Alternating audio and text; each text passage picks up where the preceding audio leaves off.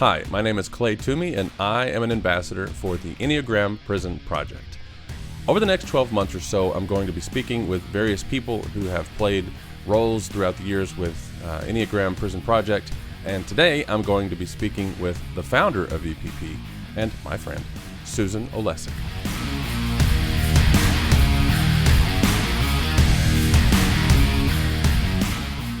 Well, this is fun. I have a whole, now it's like 8 minutes short of an hour and a half, but basically like a whole hour and a half to just sit here and chat. It takes a podcast for you and I to actually get to chop it up sometime. Yeah, I was actually going to try to start. I was thinking of what's the best way to be funny early, and I had all these jokes running through my head, and we're already talking, so I can't use them. But this is what I was thinking. I was like, I could probably say something like, "Wow, I got to figure out how I'm going to fill a whole hour and a half because we never talked that long." But the reality is, it's like I don't think we ever have spoken like less than that, unless it was literally, hey, I only have 5 minutes, blah, blah, blah, got to go by. Yeah, I find even those don't usually work for 5. No, I don't know that it's ever been 5. It's probably not even like at the airport where, hey, I'm out here by G8 or whatever terminal. And even those probably go. You might not like 5. This connection that I'm about to make, but I have my children have put me in touch with the New York Times. I can't think what it's called. The Daily by Michael Barbaro. And he has that way of speaking where pretty much everything he says sounds like it's got you on the edge of your seat because it's so interesting and intense. And you, in a different way, have that same kind of gravitas when you speak about whatever. So I do feel like even if it's 5 minutes, it still feels like that was a good 5 minutes. The feeling is mutual, and I like that. I feel like I'll accept that as a compliment, even though I'm not sure whether it was or not. But I just don't know how you feel about the New York Times. I don't feel about it. It's just words on a paper, and I don't read those words actually, and not because of who wrote them or where they're published. I choose to not really read a whole lot of news these days. And I like the idea of being able to just, I don't know, collectively get news from everybody and kind of suss out like what means what and who says what and why they say it and all that other stuff. So I don't feel like I don't know if this is just me becoming like a grouchy old man or, suspicious of everything around me, but I just really don't feel like there's anything that sells ads or advertisements or drives itself based on ratings. I'm just probably not going to be super excited to check it out, and I'll take it in from like an entertainment standpoint or just for the sake of being open to the world. But generally speaking, I kind of just would rather talk to people and hear their experiences. And if something happens, then obviously I'm on Google looking it up, for better or for worse. I mean, news is out there. It's kind of silly to hide from it, but I don't have an opinion about the New York Times. I know they have killer crossword puzzles, or at least that's the rumor. That is the rumor. I'm not actually a New York Times crossword puzzle doer, but it is to me really interesting that you just said what you did about not liking or not necessarily reading the news, and that you like to get your news from everyone. I've been realizing a little bit more about myself. Well, I've always known that I was news paper and news averse, I think largely because it's so negative often. And even though it's information, I live with, Mr. Information Gatherer, where often Rick will, if you ask him something, he'll say, I know everything that's fit to print, because he literally has read everything he can get his eyes on. And I'm really different. I have been averse to the news. I know more now because I think I like my idealism. I like my happy bubble, and it often gets burst, and it's just my own, type wanting to defy reality and live where I live. And sometimes that serves me and sometimes it doesn't. I feel like in this position, if this was a panel, I could say, and by the way, I listened to a panel a few times this morning that we'll get to later, but what's running through my head right now is, and how does that serve you? Or the flip side of that, how does that not serve you or whatever? Because I've been asked so many times We're going to call this podcast "The Tables Are Turned." The tables are turned. My, how the turns have tabled, as what's his name said. But yeah, it serves me because I want to live in the way I want the world to be, and if I'm not clouded by all the other stuff people are telling me about the world, then I can stay where I am. And for EPP, sometimes that's really helpful, and sometimes that's really not. So, do you think that there are literally 9 different ways to answer that question of how does it, or do you actually? I guess probably wouldn't have to, because not all 9 types are avoiding the news. I suppose. I don't know. I started asking a question and then halfway through didn't like it because it didn't fit. It didn't fit what I was wanting to know, because as a type, so like you're not reading the news and I'm not reading the news, but they're for 2 totally different reasons. Like broad strokes, just looking at it from a big picture kind of way. Yeah, I do think there's 9 different ways of why that is, maybe 27, depending on how you slice it. And, I am still reading the news. Just let the record show. I do push myself to at least listen to Michael Navarro every morning. What if they didn't call it the Enneagram and they just started calling it 3 cubed? Because everything is 3 times 3 and then more 3s on top of 3s and... The world of 3s with the Enneagram. Or the world of 3. I'm surprised nobody's done that yet. Yeah, I hear they like to market things. You heard it here first. So what's new? You talk about this EPP thing, and this is, we're 11 months out from a certain anniversary, I suppose, next year around this time. We're actually talking on the 10th. It's May 10th right now, but I think... So like all the way back to day...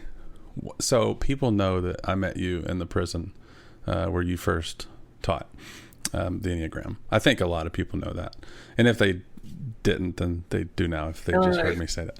But I think what a lot of people don't know, I actually wasn't in the very first class. You went to Texas and taught, I want to say November of 2009. Does that sound about right? Yes, exactly. November. And I did not. I was at that prison a few weeks later, December of 2009. That's when I got there. And then I went through the first class in January of 2010.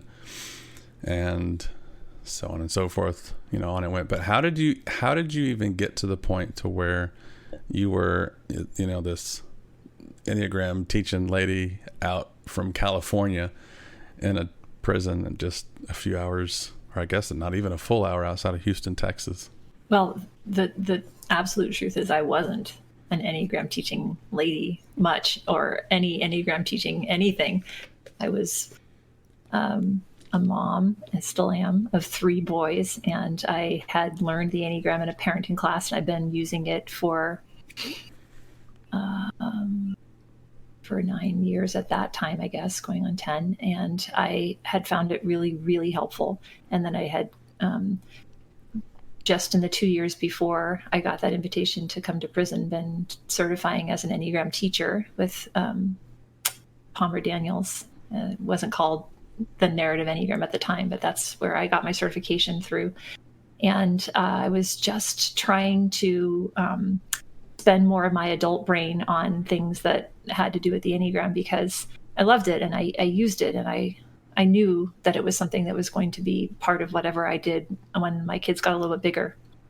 And then when I finished certifying, I also felt really compelled to do something, like put it into some kind of practice. So I hung out my shingle with my friends and a couple of their friends in my living room. I had 6-8 people coming on a regular basis, and I was really hard pressed just to do that.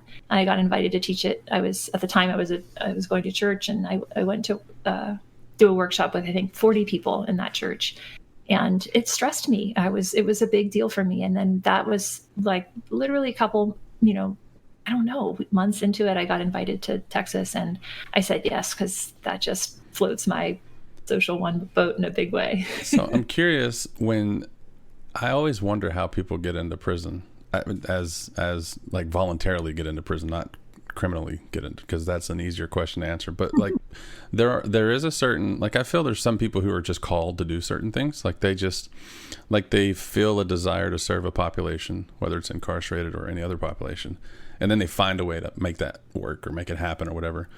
And correct me if I don't want to put like words in your mouth, but as I hear it, it sounds like prison wasn't really on the radar necessarily.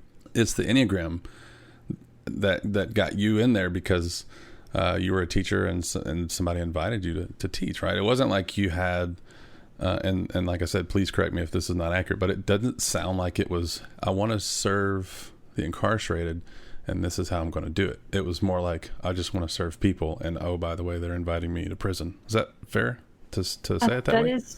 That's true. I wasn't ever seeking out how to get myself into prison. I have always been a social justice seeker. I have always been somebody who feels convicted by things that affect the masses, and especially things that are unfair. And, like when I was in college, I studied sociology. My emphasis was on women's studies. And I applied to the Watson Foundation as a graduating senior to study the subject of my choice in the country of my choice for 12 months. And I proposed to study the sex trade in, at the time I called it the Far East, in Asia. And I was selected as an alternate, which meant that if somebody else didn't get there, I think they gave $10,000 at the time to go study that I could end up doing that. And so, very likely could have ended up there. I think my parents might have been relieved that I wasn't doing that, but I'm not so sure how much happier they were that I was going to prison instead. But I think it was always in me I got really excited, convicted kind of about that. That's the place I want to put my energy. It just it's not even a question, just a hell yeah. So the first time you went to prison, by that point, obviously you're probably already stoked about it to some extent. You flew out from California, so there's like a build up to it. It wasn't like you just popped up in a jail like randomly one day.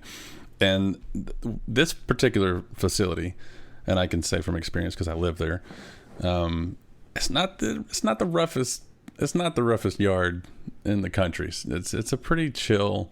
It's a pre-release, what they call a pre-release facility.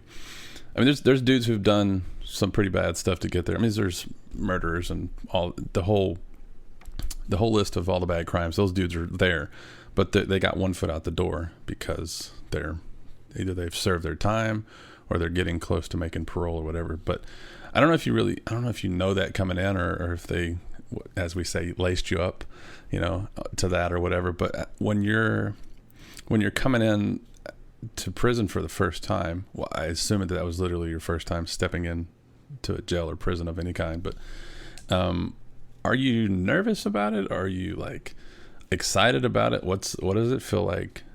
I don't know. I remember what I was feeling like the first day I was about to go to jail, but it was different circumstances to say the least. So what's going through your head when you're like, all right, I'm about to go in here and do this thing? Honestly, don't remember feeling, I don't know if I can say any, but much at all trepidation in the way of the prison part.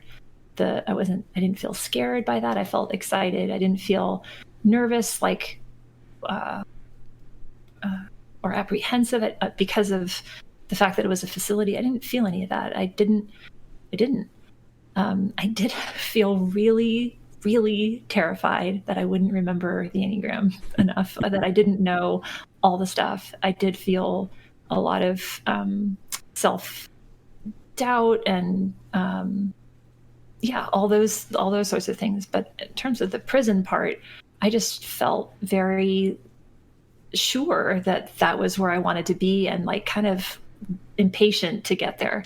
And going through, for me on the outside to go in, it's a little tiny room with just a few people in there, a metal detector, a very, a lot of almost like camaraderie with the people checking me to go in. And I had a person that was real familiar with the prison before me, and I realized I had a lipstick in my back pocket, and all of a sudden I had that like type 1 terror that I was going to like be in so much trouble for trying to smuggle something like that in. And I realized the guy that took me, he brought in a chapstick. So the two of us, I just didn't get those kinds of things. That's the stuff that stressed me.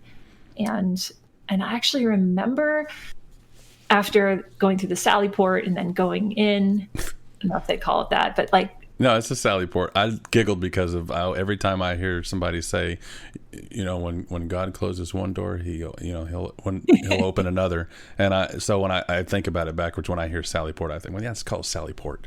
So I always think about that. So sorry to interrupt, but when I hear Sally Port, I think of that phrase, and it's just silly. And that's what it's like to live in my brain sometimes.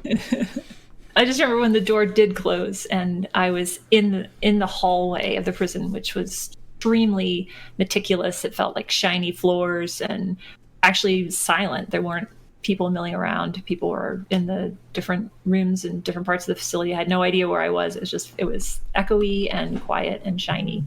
And I felt very still inside myself. I felt like, oh, okay, I'm here.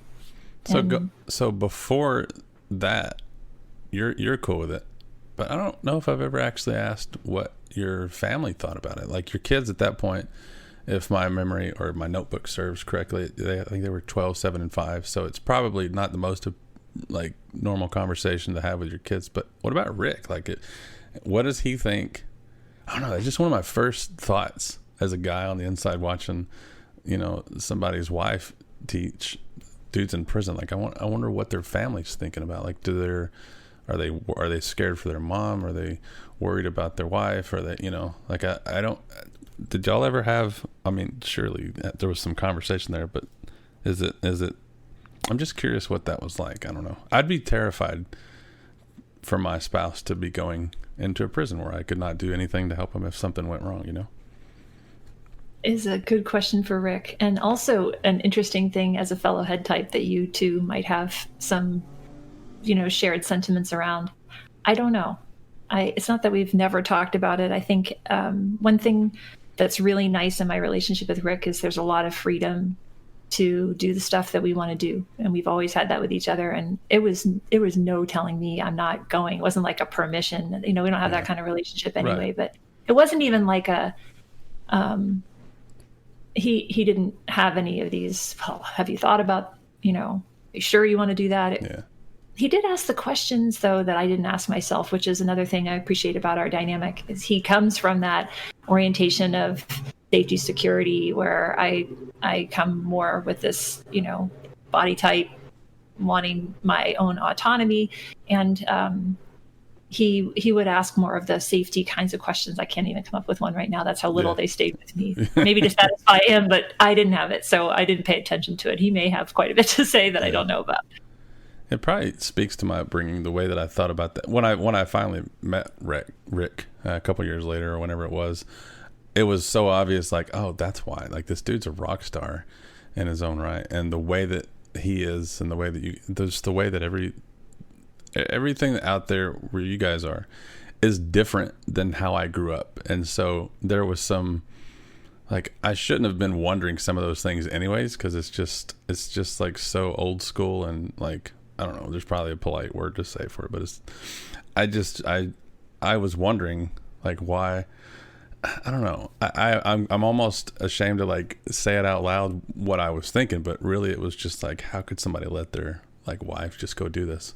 And it's just not okay to think that way, obviously. But that's at 2010, I'm in prison, and I always lived in the South, and that's just incorrectly how I thought about things. And then when I met Rick, I was like, God, this dude's a badass, man. And not the kind of badass that I grew up thinking was a badass, I will definitely ask him about that, because I'm curious. And I would guess that he would probably remember some of those concerns.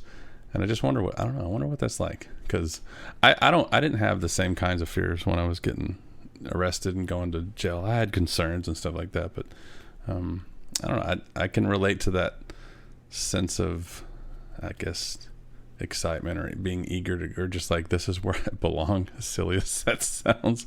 Like, some of those phrases fit me too, by the way, except I was going to go live there. And yeah, I'm kind of just like shifting straight into something, because I want to get to this like soon, so I don't run out of time, even though we've still got like an hour. But in that prison where you taught the Enneagram, one of my favorite things that ever happened with EPP, even though EPP didn't have its name yet, was this Selly panel that we did.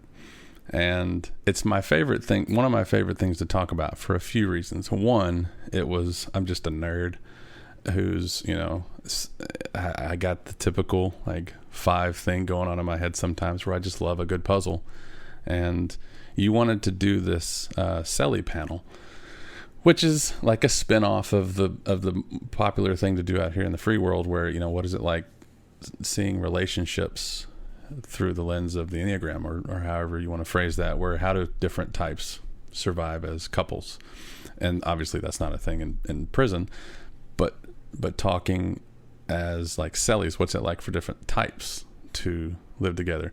And it was recorded. Like, we had the ability to record that in there. And I actually, if you don't mind, I would like to play some of that and see if you'd like to talk through some of it. I want to say, in this moment, Jeff Lamone, I feel you. Because we did this to Jeff in a different way, played something that he recorded while he was in prison in front of a live audience in Portugal. And he nodded like I'm nodding to Clay. Yeah. And I have not listened to this for many, many years. And I don't know. I haven't pressed play yet. I can close the window and totally. Oh, no, I'm in. You know I'm in. Yeah. I had a feeling. So, yeah, I know you like preparation and being planned and all that, everything. So, and that's why I didn't tell you. But all right, I'm just going to press play from the beginning. And if you want me to stop or pause, or if you want to say something, just talk over it, and I can pause it. And let me know if the volume's not okay, all that good stuff. But yeah, here you go.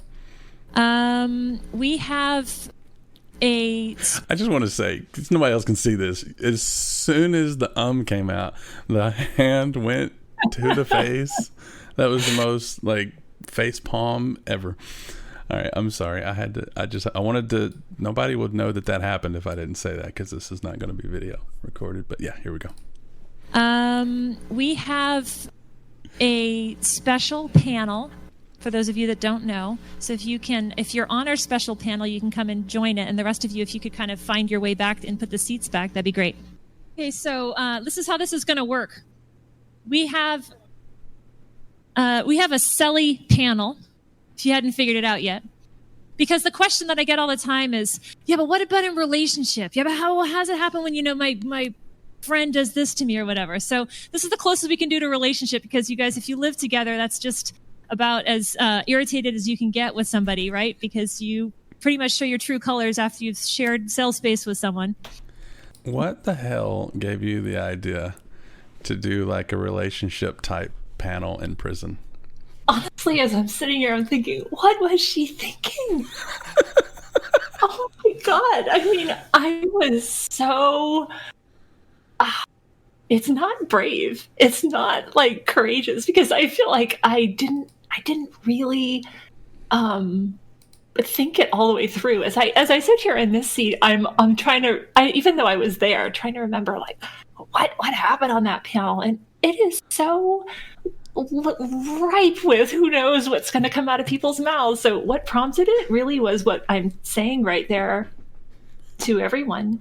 It's what everybody asks, is what everybody wants to know. And I think maybe what I was doing was self-preserving. I was trying to figure out how to let people get their questions answered without trying to be an expert about something that I didn't know. That the best way, I am at my best, I feel, when I am able to respond real time to content and to facilitate, rather than to try to deliver material like downloaded from, or just teach it. Yeah. So I think that's what I was doing.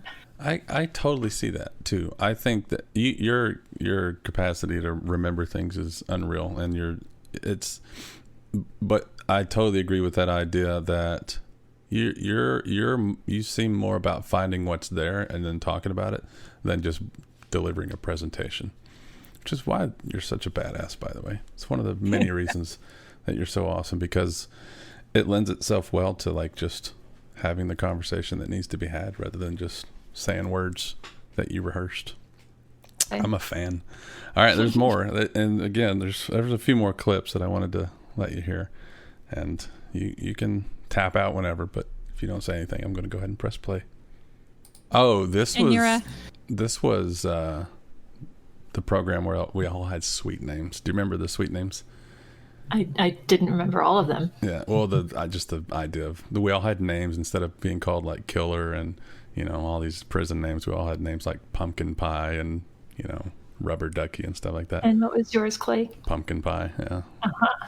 And it's only because I have a big head. I don't like pumpkins and I don't like pie. It's just they saw me like, oh, that's a big old pumpkin head. They call me pumpkin pie. So there was a little bit of hazing vibes to it, but they were the idea, the sweet name was to just sweeten people up. So it's like a bunch of hard dudes, like chill out a little bit. But yeah. And I'm a 2. Okay. So this is everybody kind of introducing themselves on panel.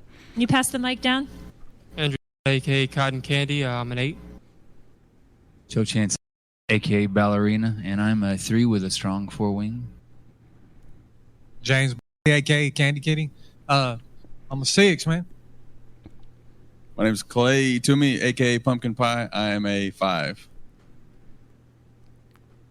I'm Gary, a.k.a. Purple Peacock, and I'm a 7. This is Samuel. He's feeling kind of small Oh, that today. was somebody who hadn't showed He's up a 3. yet. My name is Stanley, a.k.a. Juicy Fruit, and I am a 1 with a 2-wing. I am Mark, a.k.a. Cinnabon. I am a type 9.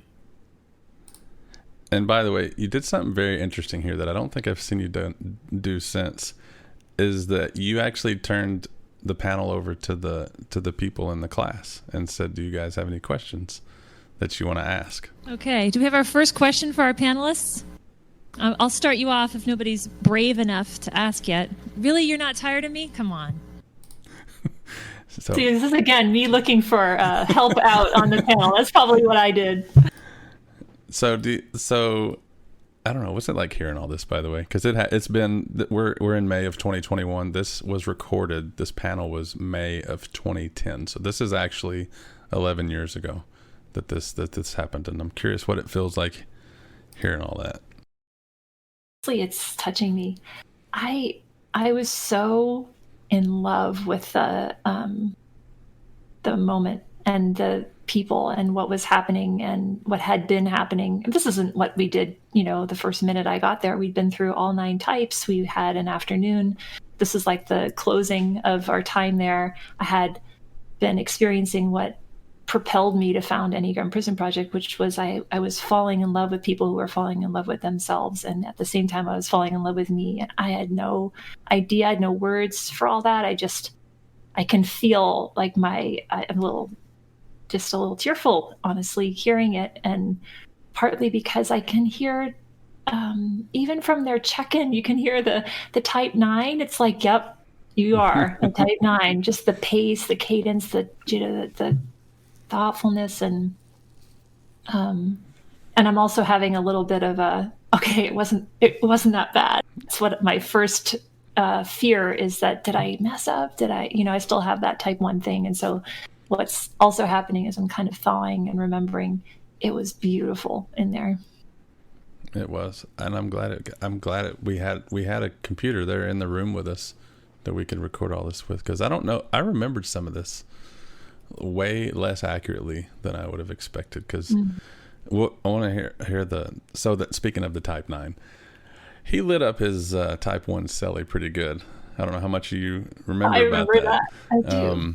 And I'm not going to go through the whole panel because it was nearly an hour long and just would get in the way of all the other things I want to talk about. But there was like, he was saying how messy, and he said, actually I think I have that time stamped. I was going to listen to me talking about my celly, but I suddenly don't really care about that too much. And I want to go straight to what the 9 was saying. Because the 1 and the 9 were cellies, roommates, and it was like the 1 just was like, yeah, Mark was so cool, he's easy to live with, nice guy, clean house, all this stuff.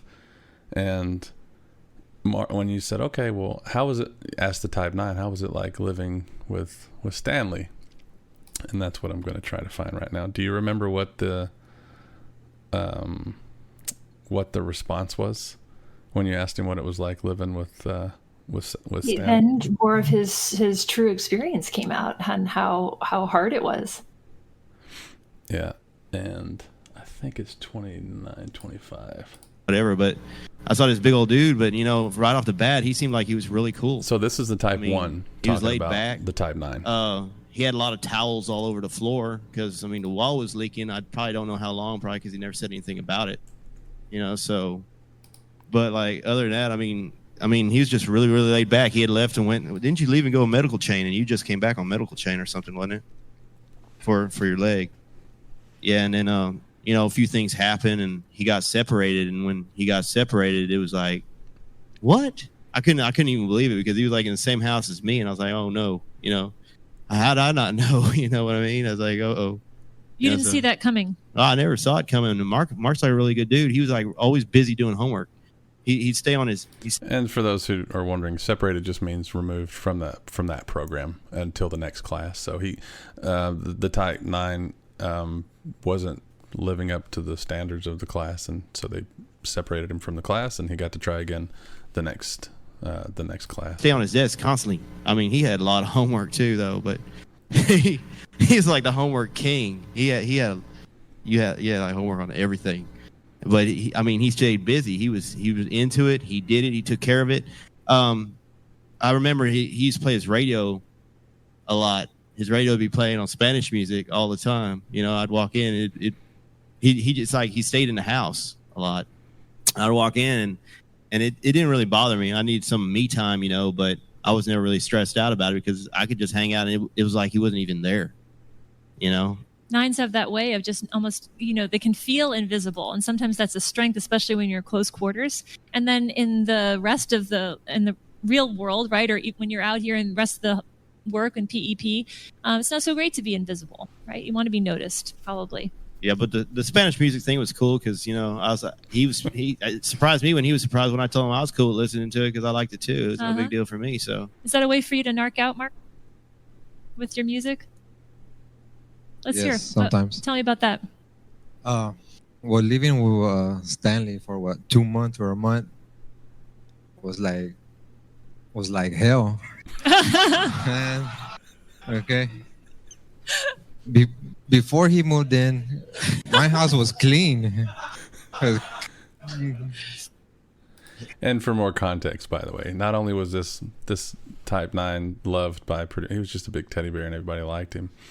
And I think the opposite was true for the 1. He was not as liked. So to hear him get lit up, I don't know if you can hear the class, but everybody's just cracking up and kind of enjoying because of who it is, which probably, I don't know if you had any emotional reaction or connection to any of that, being that it was a type 1 that was happening to, but it was way more uncomfortable than the recording kind of shows. Or I was uncomfortable. I was also I'm always uncomfortable no matter who the person is that is potentially going to be in something shameful. I don't like that. I don't want that. I facilitate around that. And I won't spoil the end because I remember what I did with this too. That's coming up next, by the way. I have that ready. Yeah, I was worried for the type 1's inner experience. The way I went in to teach the Enneagram was not about teaching about the bad things or laughing at anyone. I didn't, if you think about how few safety things I put around this panel, actually, even letting the questions come over time, I changed that practice because I learned the hard way that people often project their own difficult things onto the people that are courageous enough to be speaking on panel, and then they just unload, and that's really not safe for panelists. However, I was pretty green, so I also think that interesting things can happen, like the one that was just unfolding right there.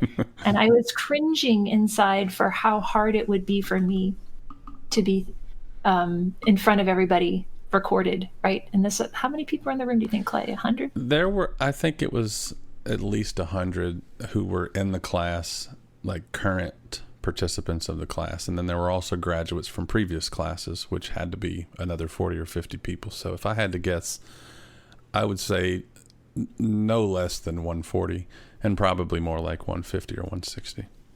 an entire community that this is happening in front of, and I'm aware that the panel is going to end, and I'm going to get on a plane and go back to California, and this man is going to be in it with everyone. This is the end of the whole weekend. Yeah. Right? Yeah. So there's not any more bringing the class together that I can do after this. I'm just feeling all of that coming down and wondering, can he take it? Have we done enough? Has he done enough internal work for he be able to receive this feedback inside himself? So the 9 carried on, and with the giggles and laughs and everything, it was actually fueling him, not in a mean way or a sadistic way. He felt liberated, like, oh, this is okay for me to say, because the noises that I'm getting from the crowd is like, it's telling me that this is okay. So he kept going, and he felt more, and he even said, like, this is the most I've ever talked since I've been here. And it was like, on one hand, it was adorable if you only looked at him, because he was experiencing some things that he hadn't really experienced, and it was not intentional, that he was just completely, it was a brutal thing that he was unaware of, I think. And then that's how anger works, right? For the 9 is underground, and he didn't probably even realize how much he had been suppressing, repressing, holding, ignoring, denying. So after all that, you made a comment to him, something about because he was like, yeah, he would cry, he would do this, he would do that, blah blah blah, and I don't have this queued up, but you said I'm never going. You're like, I'm never going to be able to, and it was kind of a joke, but just a realization, like, I'm never going to be able to get another silly panel after this. Like, it was. I don't know if you remember saying that, but it was, and his response to that was, oh, it's fun. Like, what do you mean? Like, he was like, well, I'm having the time of my life. And as he was done, and you kept asking him questions, like, what was good about living with Stan? You kept trying to at least wrap it up with something positive, and it never went there. He just kept like ranting, basically, with a smile. And this is where it ended. Talkative that I ever been, huh? That's where you said I'm the most. I think I've talked more today than ever. Yeah, it's like, give me the mic back, Stan says. Let's pass it on. I was going to say, so I have to say, just in support of my brother, the 1 over there, that is an awful lot of constructive feedback that just came his way. And I think that our 1 needs a round of applause, too. Thank you very much.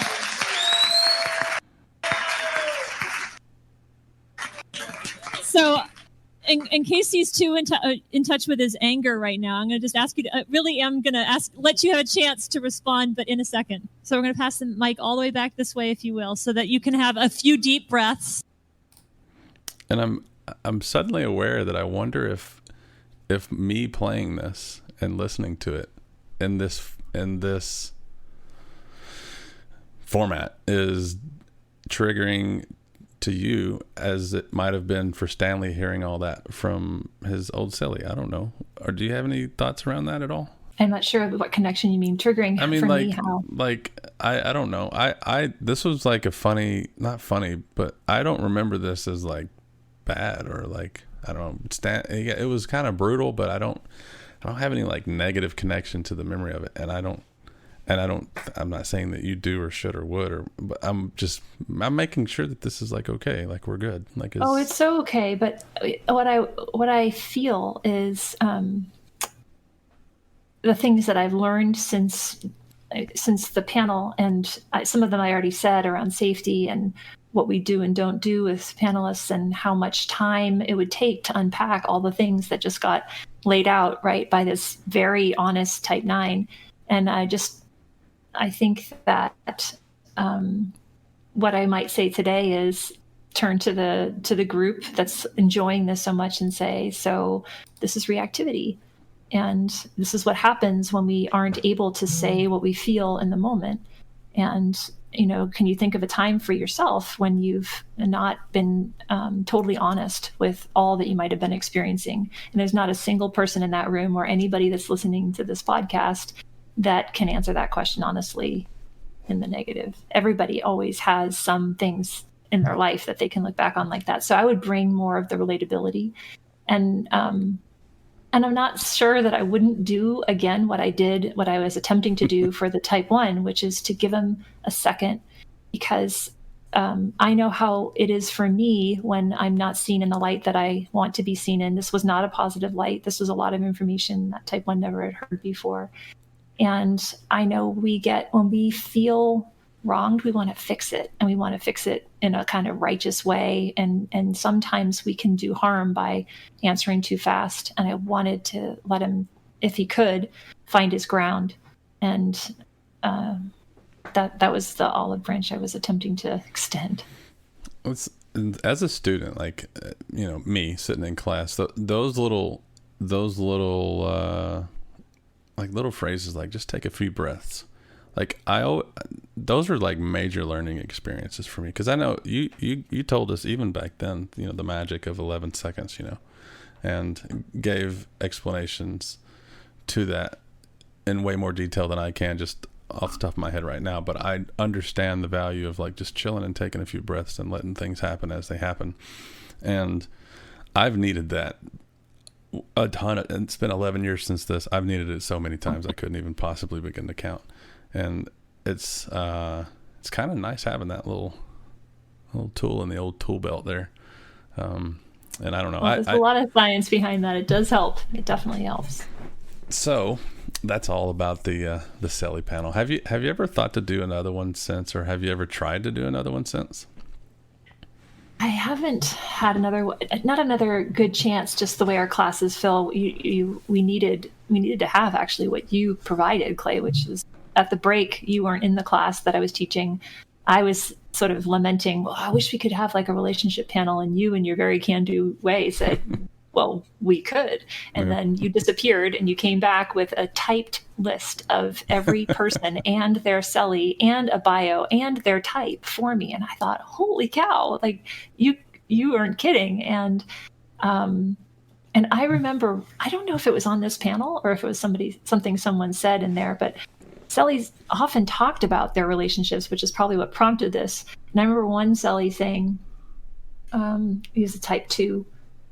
Maybe it was on this panel. Was it about because coffee? I feel like the 2 and the 8, and the 2 is saying, I just really always want to figure out what he needs and try to get it for him, and I'd be like, do you want some coffee? Do you want this? Do you want that? Or maybe the 8 was saying that about himself, and he said, it's like I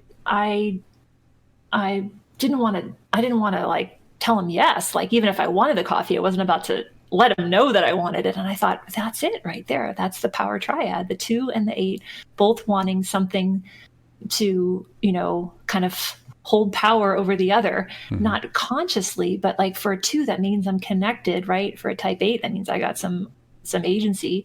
And I think those things are so fascinating. That's to me that's the point of the Enneagram, is to try to understand how to apply it and how to see it in action, and how to see, like, well, what would be so vulnerable about your Selly knowing that you were wanting that cup of coffee and being vulnerable enough to receive something that he had for you, right? What's so hard?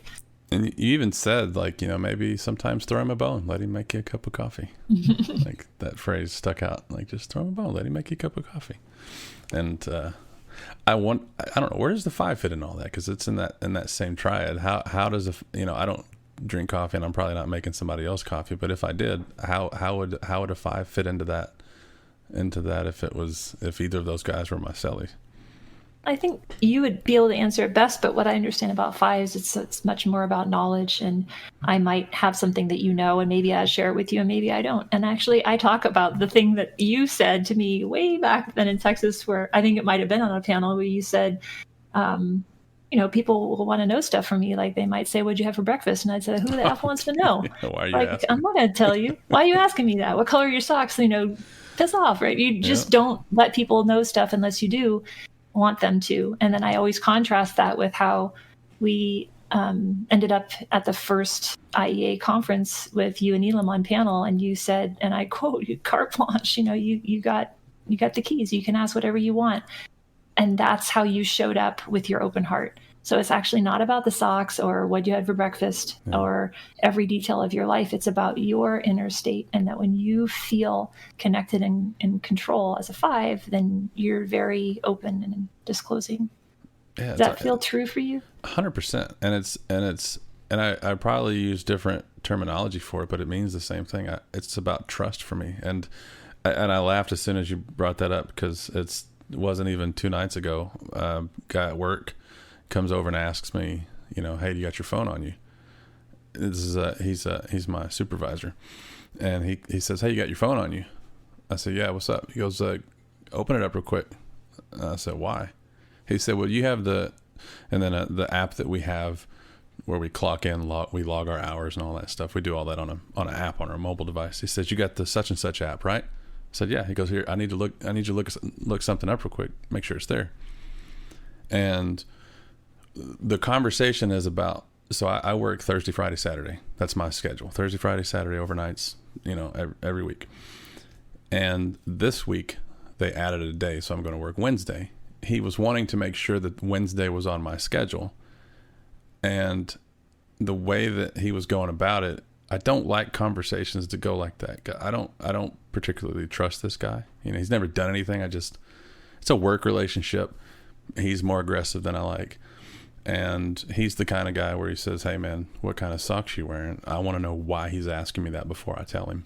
So I connected the dots. I'm good at that. So when he asked me to open the app up, I said, are you wanting to know if Wednesday's on my schedule? He's like, yeah. I said, it is. I already looked. I looked like 30 minutes prior to that. And that was the end of the conversation. And so he was fine with, once I gave him his information, there was no power trip or butting heads or anything like that. He was coming at me at one direction, and I just didn't like it because I don't know him well enough to trust what he's doing with this information. So, hey, you got your phone on you? Yeah, I got it. You got this app? Yeah, I got that. I want to start with, is Wednesday on your schedule? That's where the conversation for me needs to begin. Unless I have that rapport or that relationship or that trust or whatever, which is why when we do stuff, I'm fine telling you, hey, it's more in later years. It's this trust is still there, and then also I just understand the importance of boundaries, and also the ability to express when something is not okay to talk about, and that is such a, I guess to use the word, powerful feeling for me to just know that I can do an interview on ESPN radio and tell the guy, hey dude, ask me literally everything that comes to your mind, and I trust my boundaries enough that I'll let you know if I'm not going to answer a question. And I've experienced that so much to this point that it's just okay. I'm comfortable with it. But in the early days, it was just I trust you, and that's pretty much where all my trust is right now. And as time goes on, I can experience trust in other things, in addition to, right? Not instead of. It makes life you went from easier. Ask you and only you, and then all these years out of prison you did an ask me anything, literally.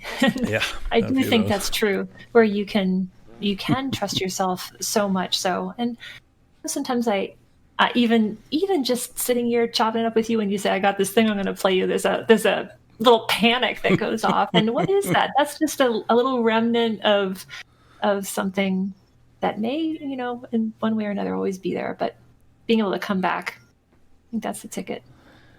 I tell you, this is something that I think it's nice to experience when you can have that with more people. I feel that way.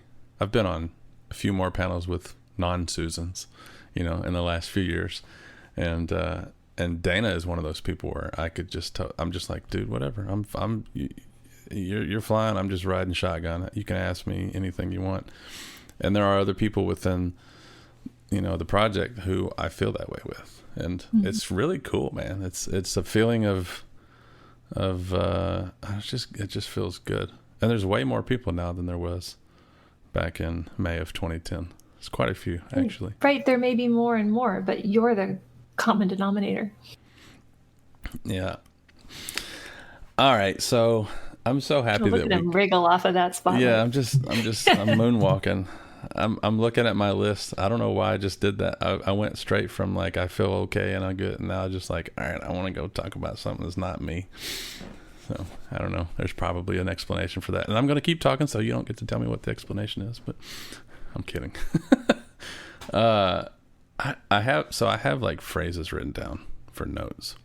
And any of these that sound fun to talk about, let me know and we'll just go there. The first one, actually this is a whole ass sentence, is at what point did I'm one person turn into we are several people teaching? So with regard to EPP, like at what point did it become I'm the Enneagram lady? I know you never called yourself that, but that's what we called you. I'm the Enneagram lady here to teach the Enneagram to we are an organization and we're in a lot of places doing a lot of things. How did it go from, Susan to EPP? Gradual, and in some places it feels a little bit overnight. And I think one of the most pivotal places was us becoming friends when you got out, and a couple of other folks, because shout out to Facebook, by the way. Shout out to Facebook. It was one thing to have a vision and excuse me, and an idea. And I say this to the ambassadors a lot, but it's quite another for you to think it's a good idea and for you to say, yeah, let's do this. And I remember different places, particularly remember sitting outside of the Pete's coffee shop around the corner from where my son was in first grade and talking to you. And I knew I had, whatever X amount of time before I had to go pick him up, and just getting to know you. Like I didn't know you beyond having been on the panel and you giving me the gift of all the, the Selly panel all arranged for me and things like that. I trusted you too, but I wanted to share more and more. And I wanted you to understand kind of what I was seeing for the potential of the project. And every time I spoke with you, like that was one of those never going to be 5 minutes. Mm-hmm. I was like, oh my God, he gets it. And I think you understood things that I was trying to grasp too. And like the extent and the pain of what you'd been through, what had happened to you in order to turn yourself in and do all that you had experienced, and the people that you knew on the inside. There's so much of that I will never fully get, that you grasped and were patient with trying to explain to me. So when you said yes, just by way of reaching out, connecting with me and having those long conversations, that where it was a distinct place where I'm only one, mattered. It shifted. So there were more than just, I wasn't the only one. There were others, right? And I don't know how, so there was me and there was Elam, and there was also the guy that I mentioned a minute ago named Hector, a buddy of mine that we were all locked up at the same place. And the first, you came out to Texas. Was it 2012? When was that we did the first video? 2013? It was between 12 and 13. And you flew to Houston to shoot the first. Was it the first EPP video, or is it EPP video? How? Actually, the first one was on the inside. Right. That's when the crew went in. That's when you're talking about? No, I was already gone when you did that one. That's the reason I don't remember that one, because I got out in August of 2010. And then I think you went back at September or October or somewhere around there. And I had just gotten out. So you actually did a video on the inside before you did one on the outside, right? And was EPP, did it have a name yet, or was it still I'm trying to figure what's going down? What are we doing? Is it going to be multiple people? I don't think it did yet. And what happened there was I really was having so many conversations with people about what was happening, what I was witnessing on the inside. And I kept trying to figure out, I was always trying to figure out how I could put David Daniels in my back pocket and bring him into that prison. But Texas is a long haul, and David was really busy at the time. He always supported what I was doing, and he would listen with rapt attention when I was explaining it. But I really wanted for people to feel it and to see it. And I saw a film that a guy named Joey had done, and it made me cry. It had nothing to do with the Enneagram, but it had to do with folks on the inside. And I got in touch with Joey and I said, can you make one of those for me on the Enneagram? And he was like, Enneagram what? Okay. And he just said yes, because he's, who he is. And he didn't know the Enneagram. It didn't matter, but he, and also Christy, my friend and connection from the inside, helped to line up a group of men who were really, she could witness, taking the Enneagram to heart. And that was really, really beautiful. Because each person, I had like a mini interview with each person, and I knew their types and I knew them, but I was going for weekends several months apart. It wasn't like I was there every day. And I would ask them questions and they would just say all the right stuff, because that's how the Enneagram works, and their awareness was there. And then at the end, Christy turned to each of them and said, what was it like to work with Susan? And I didn't really expect what would happen to me. That did happen, which was they all said these very beautiful things. And I could tell they were not scripted. They were straight from their hearts. And I was so uncomfortable receiving that. And I was realizing, oh shit, I'm going to be forced real time to be like true to my word and do what I've been asking them to do. Receiving is a muscle, and let this in and let the other side be true and all that. And it was quite a moment where I realized if I didn't do that, then I was full of it. And I didn't want to be a full of it teacher. I wanted to be a true teacher. That was a big turning point for me too. What makes it hard to accept that kind of stuff? From my perspective, I would have loved it, because I never felt like I got a whole lot of that kind of stuff. And I suppose everybody would have their reasons for running from stuff, like they're avoiding it or not, like feeling uncomfortable, whatever. But I really struggled to relate to that, because I would just like, it's always been like such a desperate need for me that I would have been like, fucking thank you. Like, please, anything positive, I'll take it. What makes that uncomfortable in that moment to just accept all that? I think it's not unlike that moment we had 5 minutes ago when you said, I'm going to keep talking so you can't say anything, and I'm just going to ask the next question, right? Like, there is a part of me that liked it. Of course, well, maybe not of course, but I definitely love to be told beautiful things about myself. And if I don't believe them, it's very hard to stay there, because I think that's how ego works. Is ego keeps telling us this other version of ourselves. And the thing that I was hearing was incongruent with the story that I had. And so when we are in those places, I think we're invited to, nobody's forcing anything, to reconcile. Which one am I going to listen to? So I think that hearing things that are incongruent with the story that we have about ourselves is a real moment of having to reconcile. What are we wanting to be more true? And I wanted that to be true. I wanted their experience of the Enneagram to be true. I wanted them to have freedom inside of themselves. I really didn't want that as much for me as I wanted it for other people. And that was why I said yes to going in prison, with so much conviction, I think, because I think at the unconscious level, I felt like if it could be true for them, that it could also be true for me. And I feel I identified in the past tense, and still can, like I identify with the type 1 on the panel who's doing all these unconscious things that are so hard for the people around him. And I think at that time I was so full of those self-doubts, and I had to make a pivot kind of on the spot. And every time I teach in prison, every time I was going to that prison, that was happening for me. I was realizing people were adoring me and what I was teaching and what was happening for me, and projecting all these beautiful, positive things onto me that were reflections of them. And I'm very skilled and adept at, deflecting that and referring that people back to themselves. What I think has grown over the years is I can look in the mirror with a lot more presence now, and I can withstand that affection and receive it more than ever. But it took a lot of time.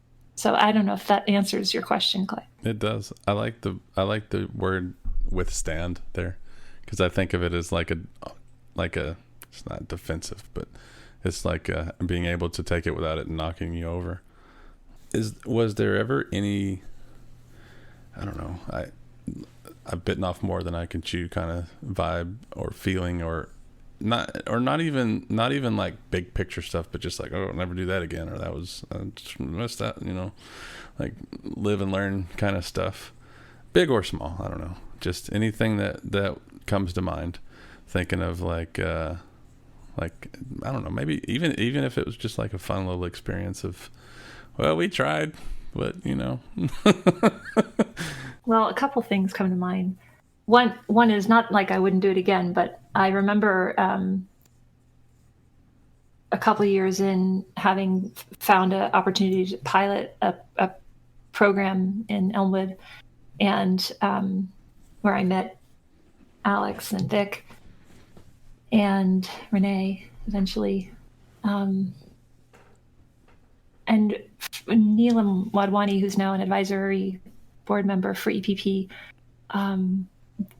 She was quite protective, I think, of the people that were going to be in the program, and she watched me for a fair bit, wanting to understand what my intentions were. I'm sure what the Enneagram was, the program, and wanting to see how people came out of it.